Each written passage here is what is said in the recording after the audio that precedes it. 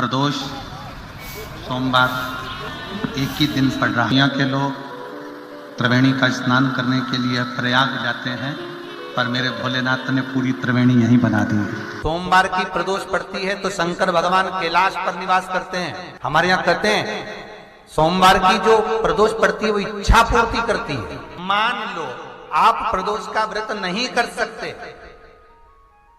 आप अगर व्रत नहीं कर सकते तो प्रदोष के दिन, प्रदोष काल में शाम का समय सूर्यास्त का कुछ पल, कुछ घड़ी के पहले से लेकर बाद तक का प्रदोष काल के अंतर्गत आप शंकर जी के मंदिर में जाकर एक लोटा पानी, 5 बेलपत्र भी अगर समर्पित करते हैं तो संपूर्ण प्रदोष का फल आपके भाग्य में सफल हो जाए। एक निवेदन सभी श्रोता बहन भाइयों से, कथा आस्था चैनल पर जो सुन रहे हैं, फेसबुक यूट्यूब पर जो सुन रहे हैं और पंडाल में बैठकर जो सुन रहे हैं,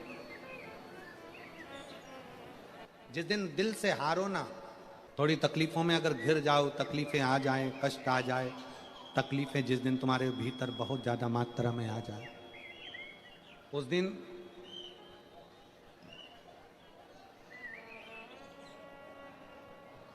तीन बेलपत्र, एक बेलपत्र में पीला चंदन, बीच वाली पत्ती। जिस दिन तुम्हें लगे कि मैं बहुत दुखी चल रही हूं और मेरा काम हो ही नहीं रहा, बहुत तकलीफ की जिंदगी चल रही है, कोई हाथ पकड़ने वाला नहीं है, कोई संभालने वाला नहीं है और बहुत तकलीफ हो रही, बहुत तकलीफ। उस समय पर एक बेलपत्री के बीच वाली पत्ती पर पीला चंदन, दूसरी पत्ती पर लाल चंदन और तीसरी पत्ती पर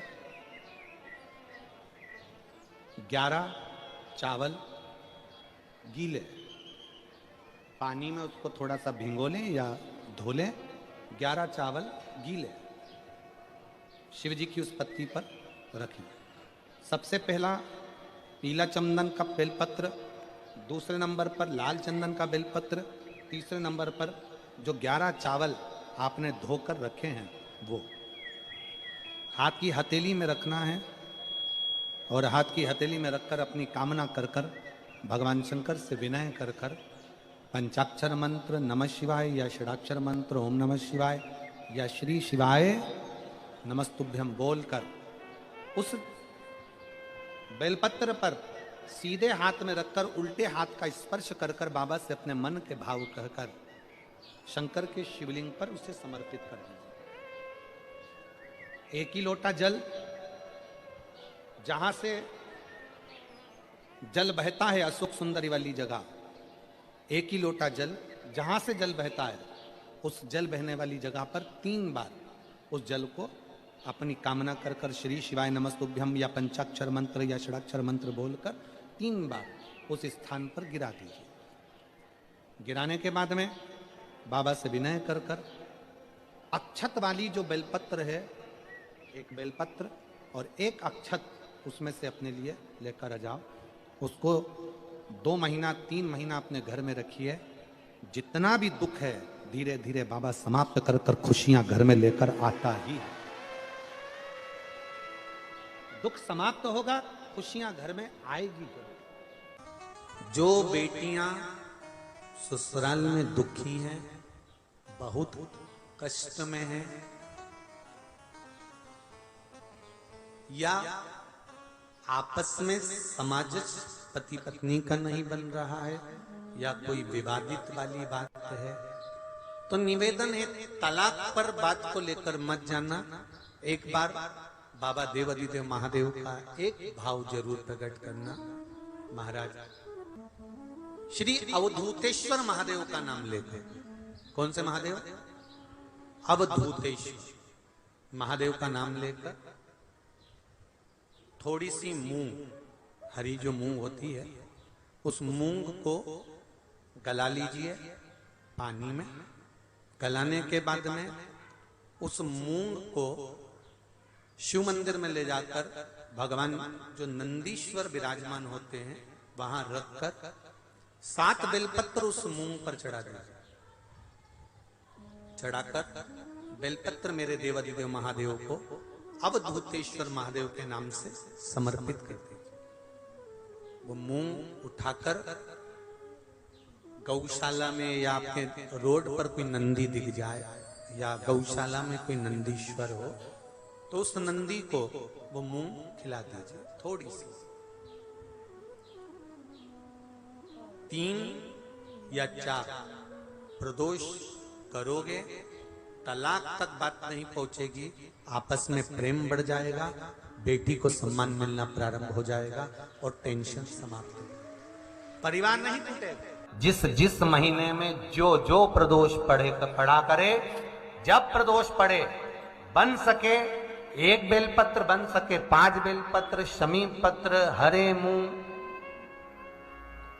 हरा मूंग, बेलपत्र, एक कलश के अंदर थोड़ा सा पानी लेकर 1 बेलपत्र, हरा मूंग, शमी पत्र डालकर और उसमें थोड़ा सा गुड़ डालकर भगवान शिव का स्मरण कर कर प्रदोष काल में, मान लो कोई काम आपका बहुत जरूरी है, बहुत दिनों से आप थक गए हैं, नहीं हो रहा, कर्जा बढ़ रहा है, धन नहीं आ रहा, व्यापार नहीं चढ़ रहा, या कोई समस्या बहुत प्रबल है, कोई एग्जाम में बैठ रहे हो नहीं हो रहा, परीक्षा भी दे दी है, रिजल्ट आने ही वाला है, तो भी प्रदोष काल में, प्रदोष के समय वो जल, मूंग, शमी पत्र और बेलपत्र और गुड़ का शंकर के शिवलिंग को समर्पित करना प्रारंभ कर दो।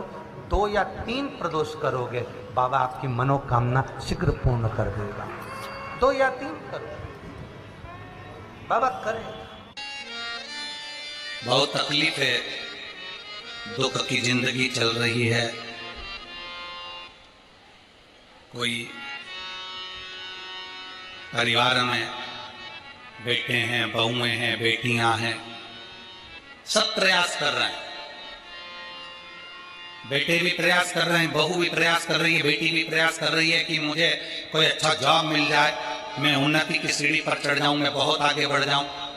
और बेटा बेटी बहुएं अगर आगे नहीं बढ़ पा रही है तो शिव महापुराण की कथा कहती है कि एक कार्य करिएगा, एक बेलपत्र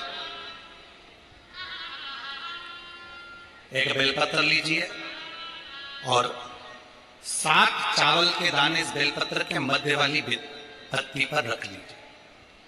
जो बेटा बेटी बहुत प्रयास कर रहे हो, बहुत कंपटीशन एग्जाम दे रहे हो, बहुत मेहनत कर रहे हो और उसके बाद भी बहुओं का, बेटियों का, बेटों का अगर कहीं जॉब नहीं लग रहा और कहीं सिलेक्शन हो ही नहीं रहा और बहुत हार चुके हैं, तब एक बेलपत्र 7 चावल के दाने मध्य पत्ती पर 7 चावल के दाने, एक घिसे हुए चंदन की गोली, पीला चंदन को घिसकर उसकी एक गोली बनाए, एक गोली गोल कर शिव पिंडी जैसी, शिवलिंग जैसी गोली बनाकर उस चावल के दाने पर रख लो। एक स्थान पर रखकर घर के अंदर ही उसका पूजन कर लो। और पूजन करना है वही जो आप घर में सामग्री आपके रोली, चावल, मोली, हल्दी, उससे पूजन कर दिए से आरती कर ऐसी कैसी ही बेलपत्र अशोक सुंदरी वाली जगह पर, थोड़ा समझिएगा, अशोक सुंदरी वाली जगह मतलब जहां से पानी बह रहा है उस ओर इस डंडी को रखना और ऐसी कैसी पत्ती अशोक सुंदरी वाली जगह पर रख दीजिए। ये किसी भी प्रदोष के दिन या किसी भी सोमवार की अष्टमी के दिन या किसी भी विशेष शिवरात्रि के दिन आप ये एक बार केवल करना है और अपने मन की कामना कर उसको रखकर बाबा को घी का 2 दिया लगाकर आ जाना है। मेरा भोलेनाथ आपका हाथ पकड़कर आपको कंपटीशन एग्जाम में विजय दिलाएगा। पर मेहनत करना नहीं छोड़ना, परिश्रम करना नहीं छोड़ना, संघर्ष करना मत छोड़ना। अपनी मेहनत को 4 गुना करना है, अपने परिश्रम को 4 गुना करना है, अपने कर्म की लगन को बढ़ाना है। जितने घंटे पढ़ाई करते थे उससे 2 घंटा और बढ़ाओ, जितनी मेहनत करते थे उससे 4 घंटा की मेहनत और बढ़ाओ। और साथ में 7 अक्षत एक चंदन, पीले चंदन की एक शिवलिंग जैसी आकृति, छोटा सा शिवलिंग जैसा भाग रखकर घर में उसका पूजन कर कर, घी का दिया से आरती लगाकर, बाबा की आराधना कर कर, दिल से कामना कर कर बाबा से वो ले जाकर ऐसे के सही पत्ता अशोक सुंदरी वाली जगह, अशोक सुंदरी की जगह जानते हो? ये जो जगह है, ये जो जगह दिख रही है, मेरा निवेदन है चैनल वालों से थोड़ा इसको दिखाने का प्रयास करें। ये जो जगह है, ये शिवलिंग है, इधर शिवलिंग है, और शिवलिंग के साइड में जो जगह होती है जहां से पानी बहता है उसको अशोक सुंदरी की जगह कहते हैं। तो इस स्थान पर इस बेलपत्र को, इस बेलपत्र की डंडी पानी बहते समय, बेलपत्र की डंडी है वो पानी बहने के स्थान पर हो, उसको रख दीजिए। 2 घी के दिए लगाकर, और घी के दिए का स्मरण करें।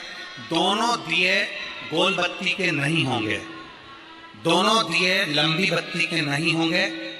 जो 2 दिए आप लगाएंगे, एक गोल बत्ती का होगा, एक लंबी बत्ती का होगा। गोल बत्ती क्या बोलते हैं यहाँ पर? फूल बत्ती। यहाँ फूल बत्ती बोलते, तो गोल बत्ती मतलब फूल बत्ती, और लंबी बत्ती, लंबी वाली बत्ती। 2 दिए लगाना है, एक जगत जननी का, एक बाबा विश्वनाथ का। दोनों दिए आप रखकर बाबा को प्रार्थना कर कर दिल से आइए, मेरा शंकर आपकी कामना पूर्ण करेगा, और पत्र व्यासपीठ पर जरूर आए अवश्य। शिव को प्रिय है पुष्प में आंक का पुष्प, जो आंकड़े का पुष्प होता है शंकर को बड़ा प्रिय है। और दूसरे नंबर पर शंकर को प्रिय है शमी का पुष्प, बहुत ध्यान देना महाराज। तीसरे नंबर पर शंकर को प्रिय है महाराज सरसों का पुष्प। सरसों होती है ना, जो राई अपन बोते हैं, सरसों बोते हैं, उसमें पीले कलर का जो पुष्प लगता है। हमारा तो निवेदन रहता है जब तक सरसों आए तो प्रयास करा करो कि सरसों के 108 पुष्प शंकर भगवान पर चढ़ाना प्रारंभ कर दो।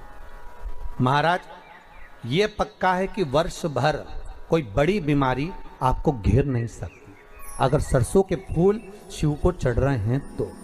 और प्रयास करना कि सरसों का जो पुष्प होता है, सरसों का जो फूल होता है महाराज, अगर कोई व्यक्ति को किडनी या लीवर से जुड़ी हुई कोई तकलीफ होती है, या किसी व्यक्ति का एक्सीडेंट हो गया होता है और उसका कोई अंग रह गया हो, कोई शरीर का कोई भाग रह गया और वो काम नहीं कर रहा हो, जैसे किसी के पांव रह जाते हैं एक्सीडेंट के बाद, किसी का हाथ रह जाता है, या कोई अंग काम नहीं